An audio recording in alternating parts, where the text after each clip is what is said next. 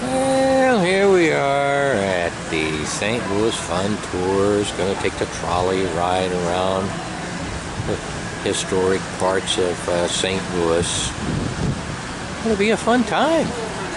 And sports fans and theater fans, the whole idea is by the end of the tour, hopefully everybody will have found at least 3 or 4 things they'd like to go back to. In a way, this is kind of the menu. Here's what St. Louis has to offer. You look it over and decide where you want to go and spend your time. That's the whole idea. Now, one other quick thing that's important, at least to me. And there was a Frenchman by the name of Pierre Lefley living down in New Orleans, who was an excellent businessman. He knew that there was a week.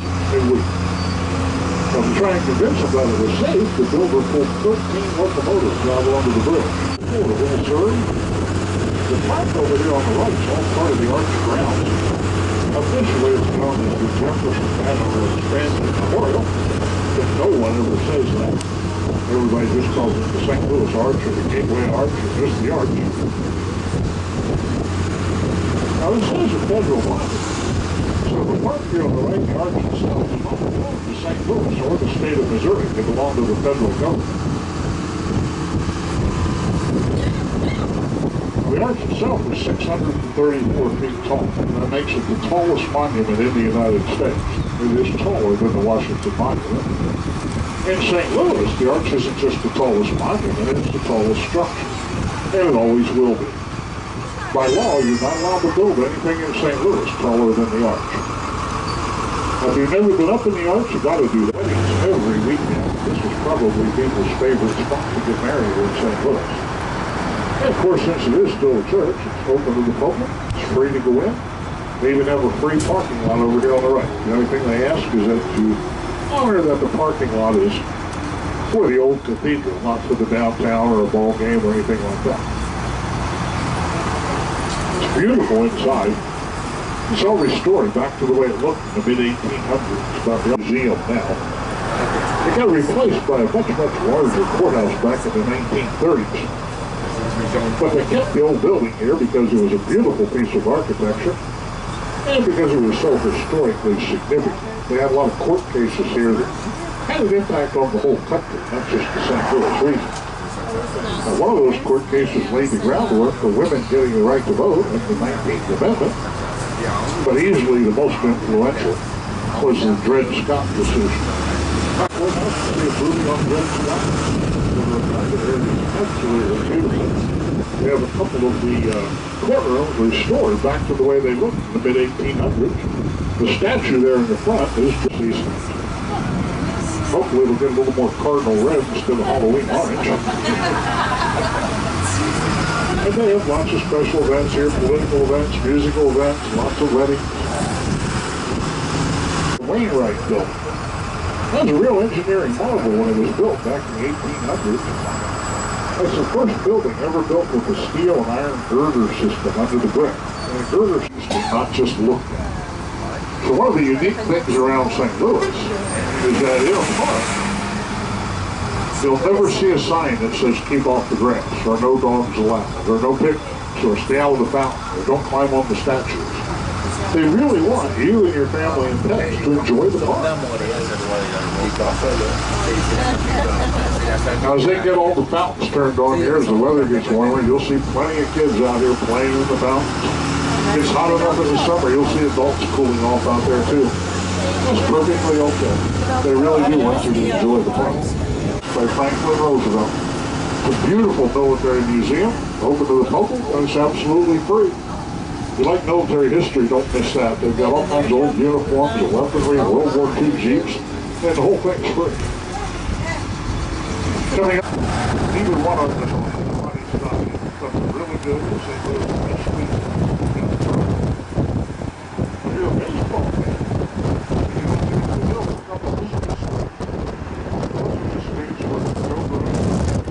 The Italian neighborhood. And just to the left of the interstate up here in front of us, you'll see a big dome of the building. That's the main building for the St. Louis Science Center. It's one of the top 5 science centers in the country, and it's free. Again, something there for the whole family, from serious science buffs to kids, lots of hands-on things. They spend the whole day there, and the big building's coming up over here on our right. It's one of the top 10 hospital complexes in the country.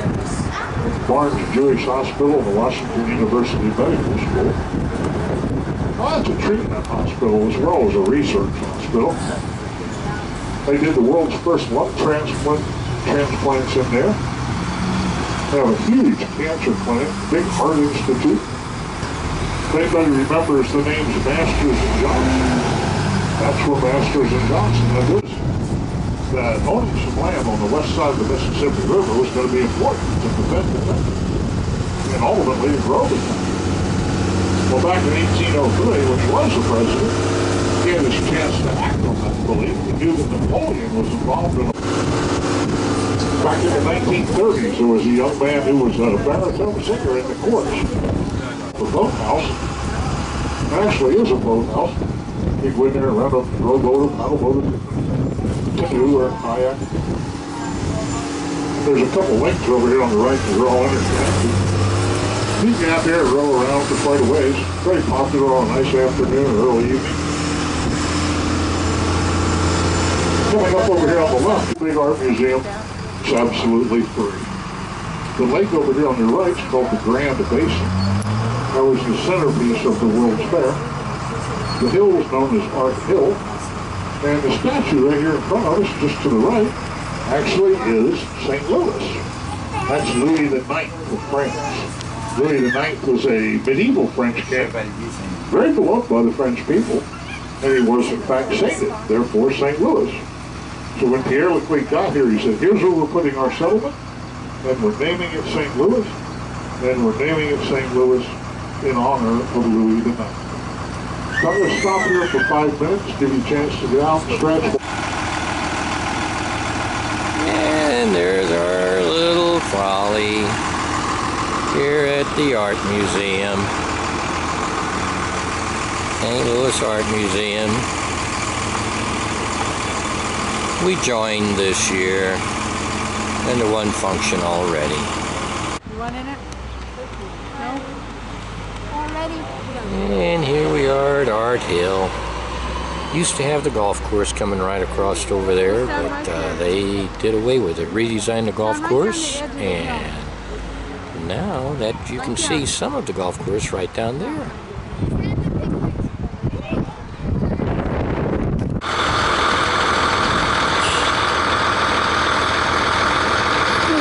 Yep, spring is sprung. And there's the Chase Park Plaza Hotel here at Forest Park.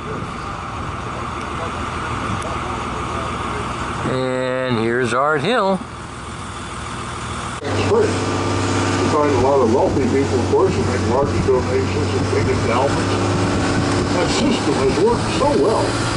At St. Louis now, street over here on the right, are part of the university, but they're not typical of the architecture. We have to get down here about another 500 or 600 yards, and then you'll see what the school really looks like. It has a very British, very English castle feel. To the right, you'll see what the school really looks like. Like I said, it has a very British feel to it. The school is mainly known for its medical school, engineering, and social science programs.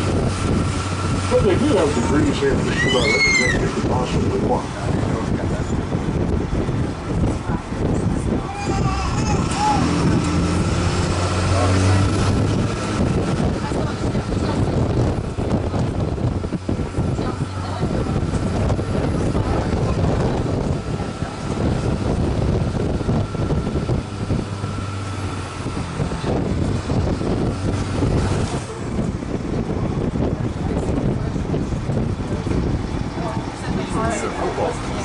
Back in 1904, when they had the World's Fair, they thought it would be a great idea to have the 1904 Olympics at the same time. So they did. Most of the events from the 1904 Olympics were held right over here on the football field. Those were the first Olympic Games ever held in the United States. Clayton, we're about to go into University City. I mention that because people always ask what the population is here, and there's really two different answers. The city limit is St. Louis, but if you say the St. Louis metropolitan area, that takes in about 90 different municipalities, including where we are right now. and about 2 million people. They ran out here from the downtown. This was the end of the urban area. I said it's only a couple block area down here to the right, but it's a very diverse, very eclectic little area. This area is certainly no exception.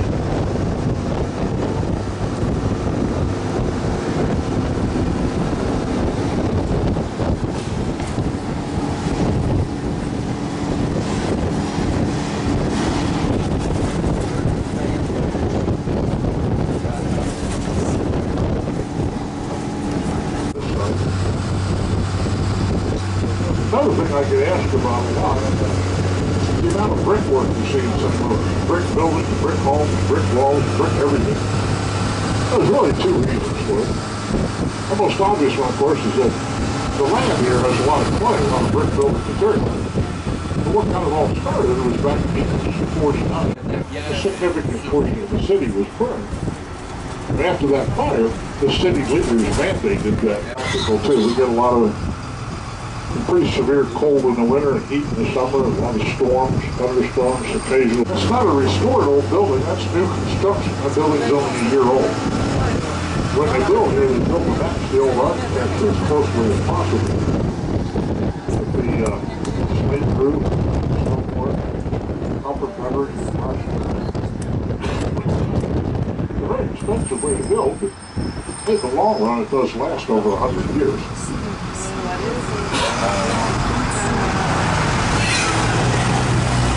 Now, as soon as we get a green arrow here, we're going to go to the left. We'll be on Lincoln Boulevard. We'll be on this for a good while.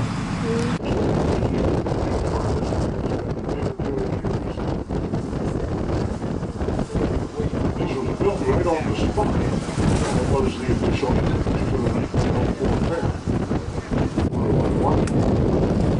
On your left, about 200 yards, is the Metro Link, the light rail system. You come out here to the park on the Metro Link, you get off right over here on the left, and as far as park trolleys will pick you up right there and start you throughout the park.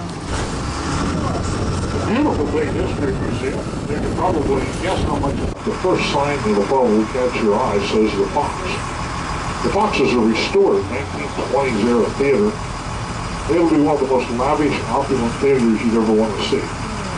They get Broadway plays and big name entertainment, but a lot of people go there just to see the theater. They give tours of the theater, and it's a show in its own. A little farther down the street, on the other side, you may see a sign that says Powell.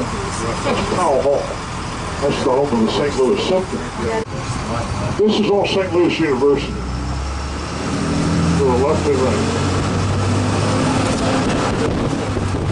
About the Fox, when it got remodeled, it was in such bad repair, been empty for years, they were seriously considering tearing it down. And a local wealthy family by the name of Strauss stepped up and volunteered to head up the renovation, restoration, I should say.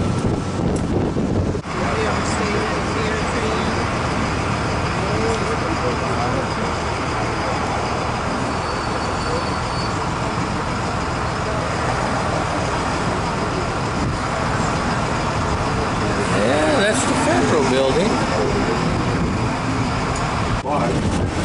You see a large male and female figure in the middle. They're surrounded by numbers. That fountain was built back in 1940 to celebrate the St. Louis.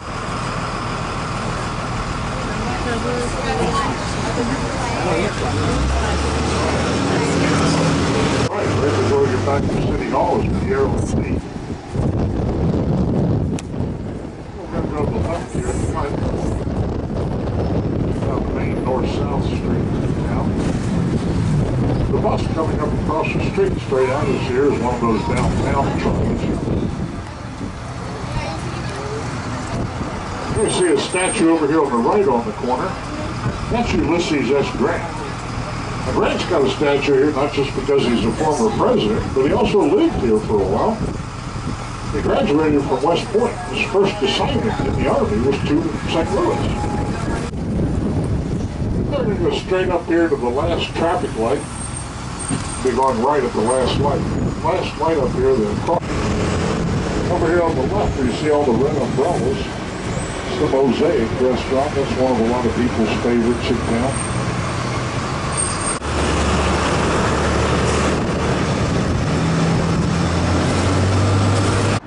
Here we're Gonna go to the spaghetti factory.